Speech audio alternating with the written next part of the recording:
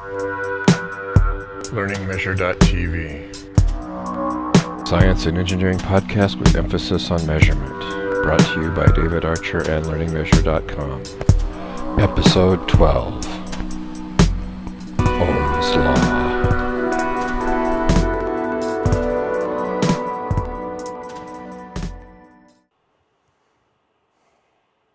Hello, I'm David Archer, owner of LearningMeasure.com and LearningMeasure.tv. This podcast is sponsored by TradePub.com, GoToMeeting.com, and is part of the Blueberry community of podcasts. A whole bunch of podcasts out there at Blueberry. You might want to check them out. Anyway, first part of our thing, I want to always say a little bit about LearningMeasure.com. LearningMeasure.com is a subscription-based training service. You get 2 weeks free, and then it's $5 a month after that. The $5 a month is to help us produce more courses, this podcast, among other things, and that's what that's about. I've been getting a lot of questions lately about how much my courses cost. Well, the courses are free. The only cost is the subscription. So once you subscribe, you can take any number of the courses that are online. We just want a little bit to pay for our expenses for doing this. Also, employers out there, if you want to sign up as an employer on the site, first of all, you'll have the ability to see progress on what your employees are doing with courses on our site if those courses were needed. Plus, we have the ability to have company-specific courses made if required. This week, the topic is Ohm's Law. This week's topic is Ohm's Law. And that's because, basically, of a question that one of you asked. So, Ohm's Law is credited with George Simon Ohm, this guy here. He was born in 1787 and died in 1854.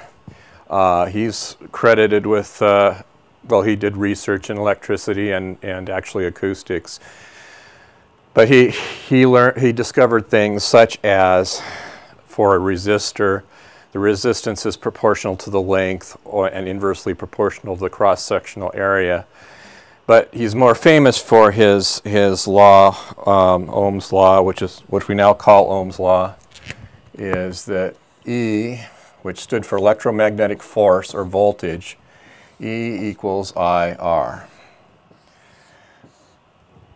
Voltage is current times resistance.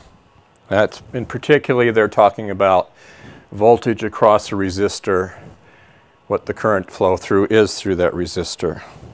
Well, what are these things? Well, that's kind of what we're going to talk about in here. Okay. The first thing we want to talk about is analogies.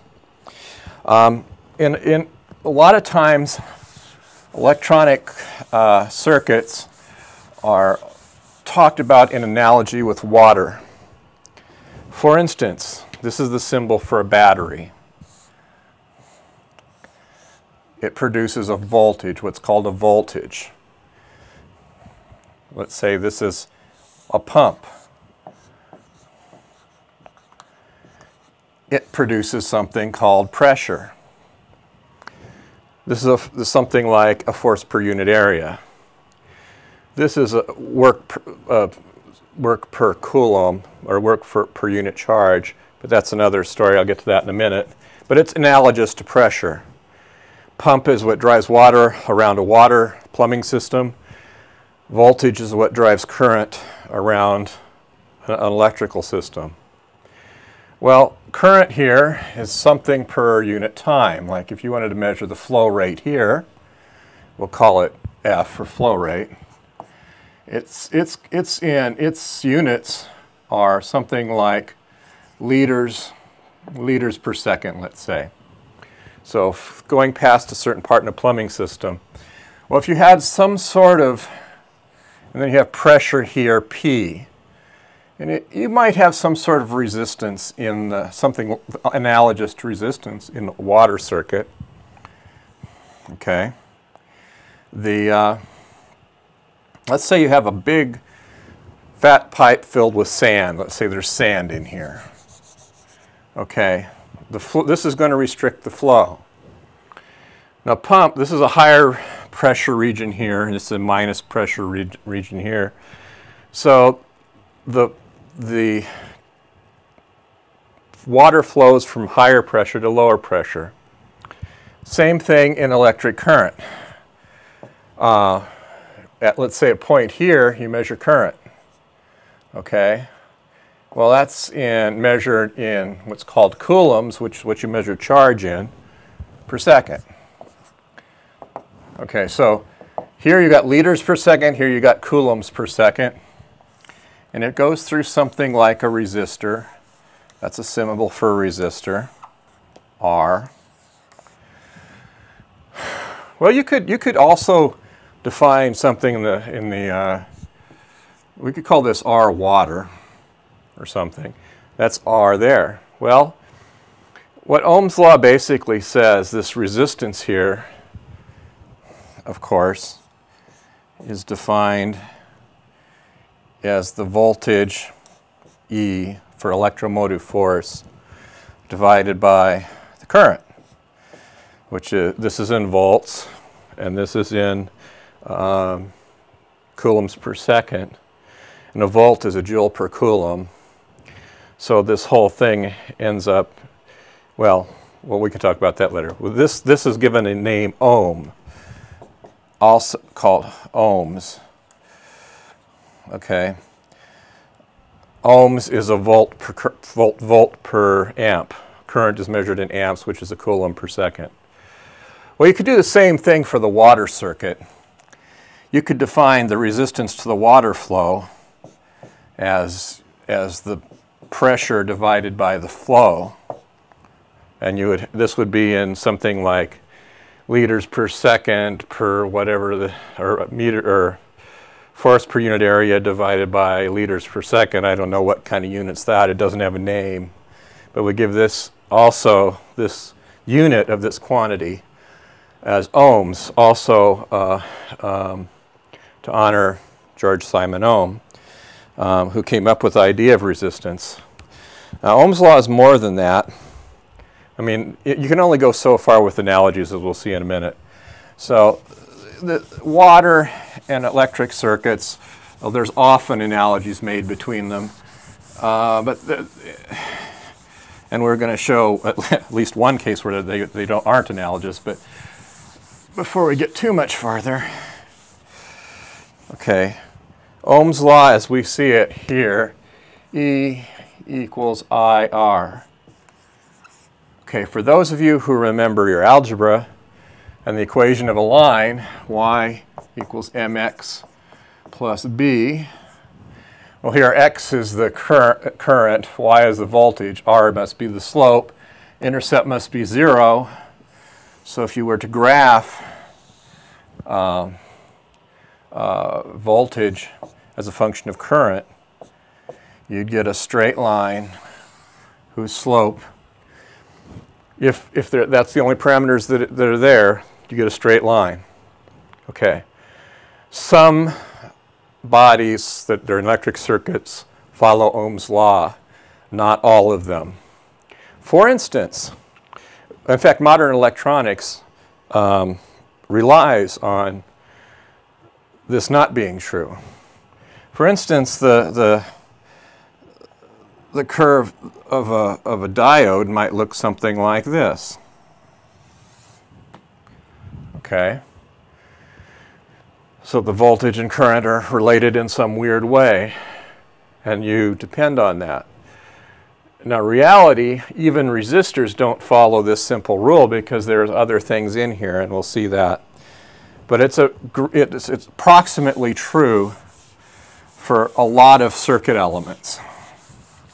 In fact, even if Ohm's law were not true, you still could define resistance as the ratio of a voltage to a current. Okay. Before we go too much farther, got to do our little ad here. Got to actually pay some bills. Okay. Go to meeting. Do more, travel less.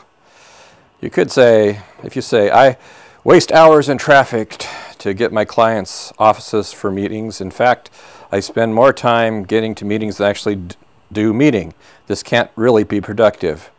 Great news for anyone who feels unproductive. There is an easier and more affordable way. Go to meeting.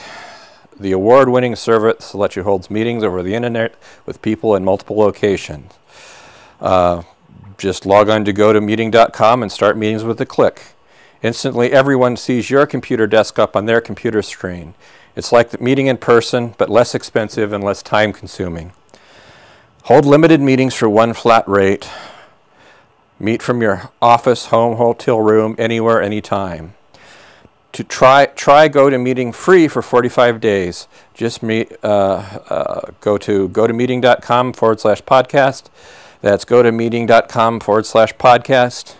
Do more, travel less with GoToMeeting. Okay. Now, some of the things that aren't true, that aren't good analogies with electric circuits. In fact, the SI unit, one of the SI base units is current. And the unit is the ampere,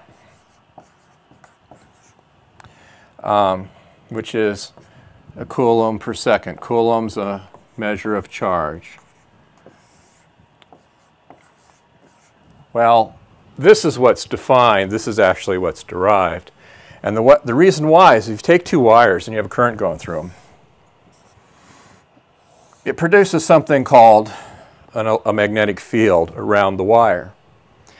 You've seen this within like electromagnets before, probably lifting up things like cars or paper clips, or whatever. That when you have current going through two wires that are parallel, there's a force between them. And if the force on one of the wires is the other way, it's an attractive force.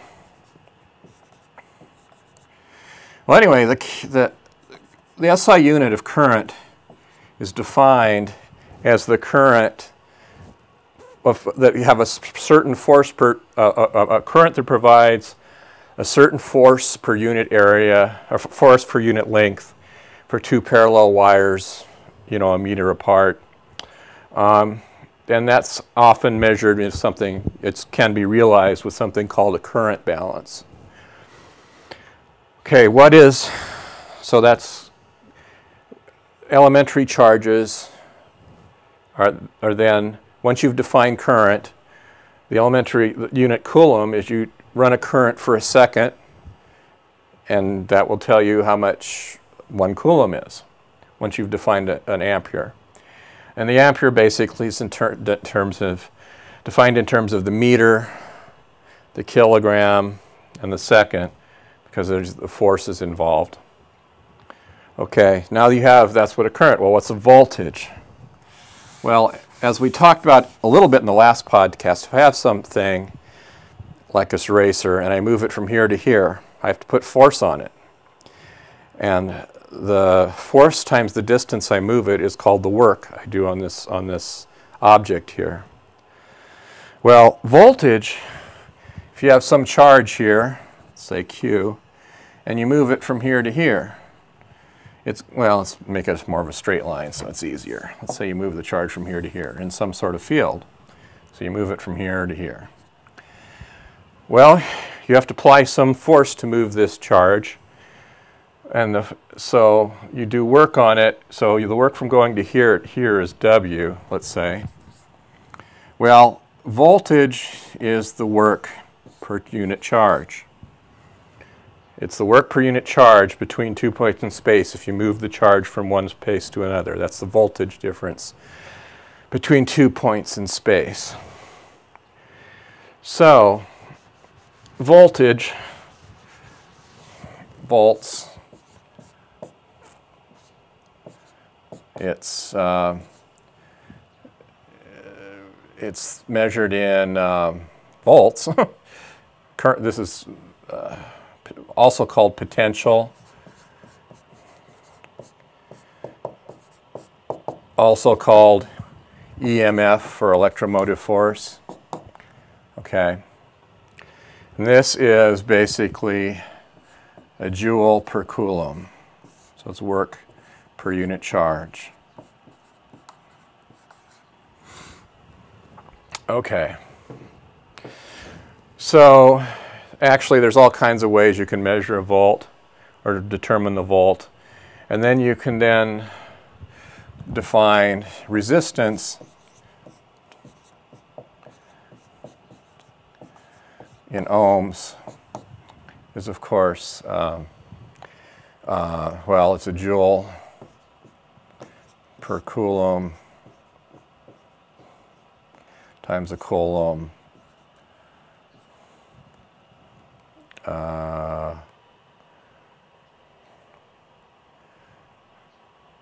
Right.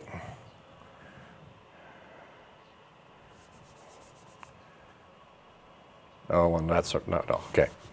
Sorry, it's an ampere, sorry, it's a volt per ampere.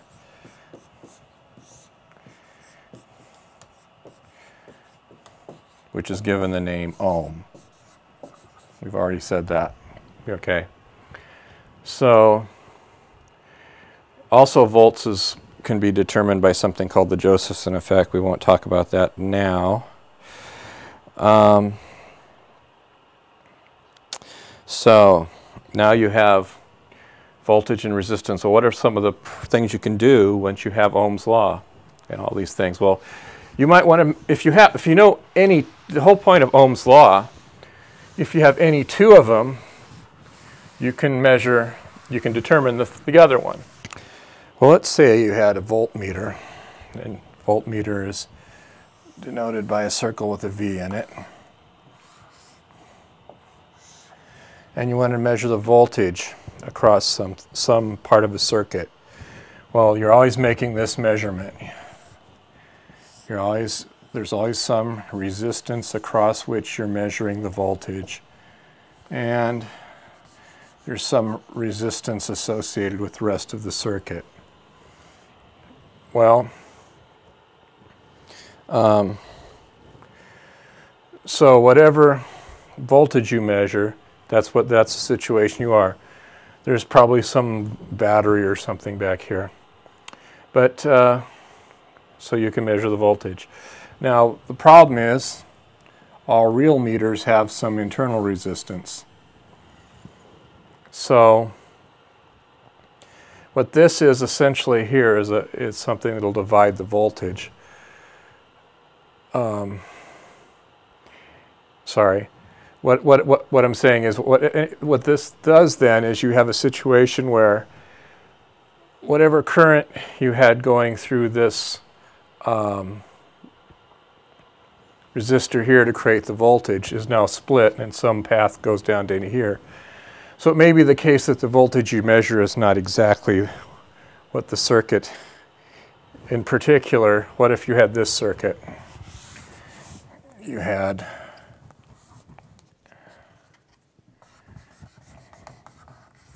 and a battery. Well, this is what's called a voltage divider. So the voltage here depends on the voltage here and the ratio of these two resistances. Well, this resistance is in parallel with that resistance, so that makes this resistance a little bit smaller. So that changes the ratio between this resistor, this resistance, and this resistance, so that will change the voltage seen across that resistor. And that's something you can compute from Ohm's law, but we're not going to do that right now. You can do it. Another example, what you can use this for. What if you wanted to measure current? Well, you could measure current with a voltmeter. And if you have a voltmeter across a known resistor and you stick that into an existing circuit, this is R. Well, we now can say the current going through this part of the circuit is V over R. Okay, whatever the voltage you measure divided by the resistance. Now again, in reality, the rest of the circuit has some resistance to it. So in the case of current measuring, these are called current shunts typically. Whatever the resistance you put across here to measure the current, you want this resistance as small as possible so that it won't affect the circuit you're trying to measuring. You can actually figure out what it is because you know what the voltage is, you know what the additional resistance in the circuit. So you can see how that will reduce the current in the circuit based on what you think it is. So the error is you have to introduce a small resistance, which according to Ohm's law will change the voltage slightly. But one of the problems with measuring resistor, let's say you wanted to measure a resistor. Well, one way you could do it is this way. You could have some leads come to the resistor, and you could have a voltmeter that goes across the resistor, and you could also, in series with that, have some sort of current source. Well, let's do it this way. Current source that puts out a known current through the resistor. The problem with this type of arrangement, let's say these are your leads here, there's going to be some resistance in the leads. And you're going to have some current flow through the resistor, these resistors, resulting in a voltage drop. Well, one thing you can do for that is put a second set of leads that have whatever resistance they have through the current driving circuit. And if this is all right, most of the current will go through this. Almost no current will go through here, although there still has to be some. And this is called a four-terminal resistance measurement, where you have a different set of leads for providing current and a different set of leads for measuring voltage. The whole idea is to cancel out essentially the lead resistance and cause the minimum amount of current to flow through the measurement circuit. Of course, there are other, and you can figure this out with Ohm's law. So basically, Ohm's law is the basis of a lot of electronics instrumentation. Of course, the easiest type of way to make a measurement would be to have a voltage that wasn't there. Another thing you can figure out with Ohm's law, something called a bridge circuit. You have resistors in each arm. And you have some sort of voltmeter here. Oops. Drawing this wrong.